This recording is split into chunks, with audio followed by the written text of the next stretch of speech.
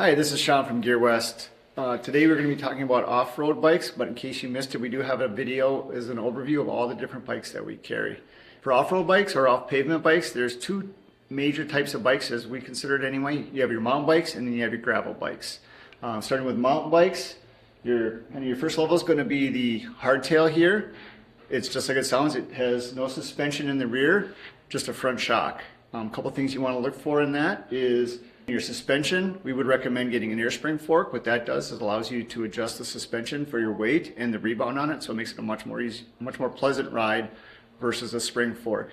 Another major thing to put on, a nice thing to have on your hardtail, is to have a dropper post that allows you to get the seat out of the way as you're going over some bigger drops or jumps or just some rough pavement, to get the seat out of the way, so it makes it a more comfortable ride, doesn't throw you off the bike. Next step up, you're going to go to what we would call a short travel full suspension bike.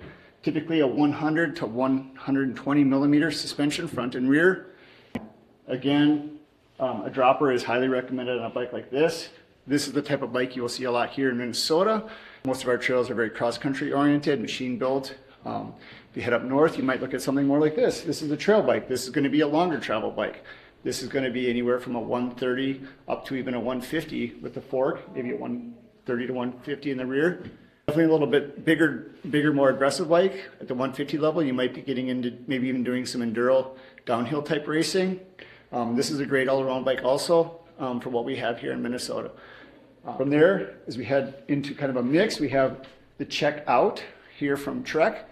It's kind of a cross between a mountain bike and a gravel bike. It's what we call a short travel full suspension gravel bike.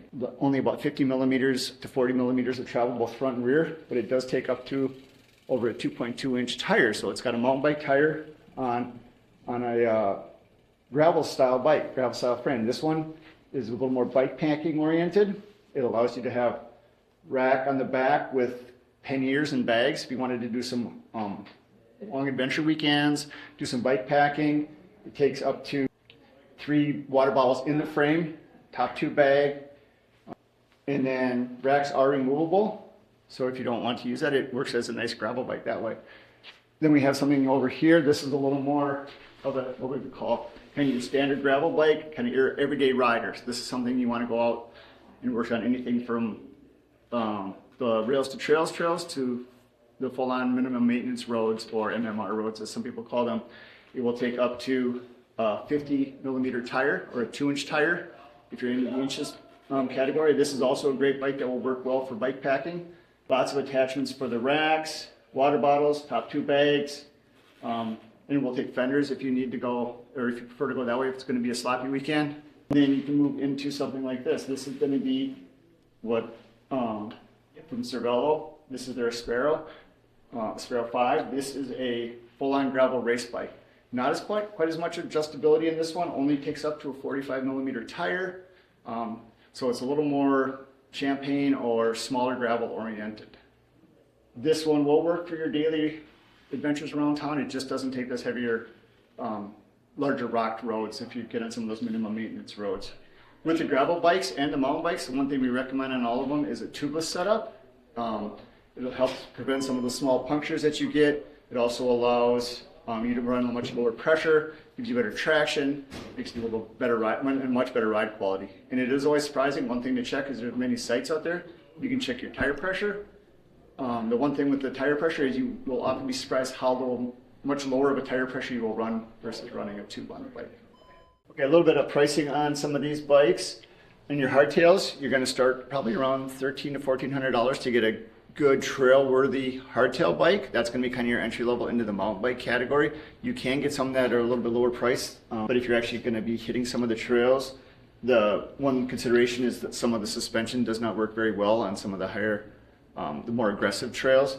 So you're going to start at around the $1,300 to $1,400 price point for a hardtail. If you're getting into a full suspension, start with, let's say, an aluminum framed full suspension bike. You can get in probably around $2,500 for a nice full suspension bike, and from any of these, from that point, the sky's the limit. You can get to $10,000, $12,000.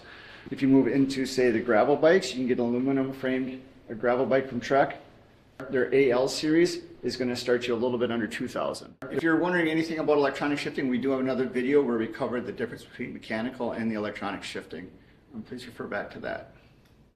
As always, make sure you're wearing a helmet when you're riding. There are some differences in a road helmet versus a mountain bike helmet. The main difference being that a mountain bike helmet will have a visor in, so if you don't wear dark glasses, it allows you a little bit of eye protection, so you're going in and out of the light.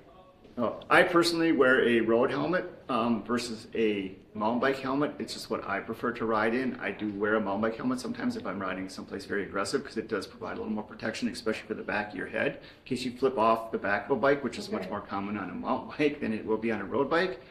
For gravel riding and my mountain biking, I typically just wear a really good road helmet. Make sure you get something that has MIPS in it for a little bit extra concussion protection.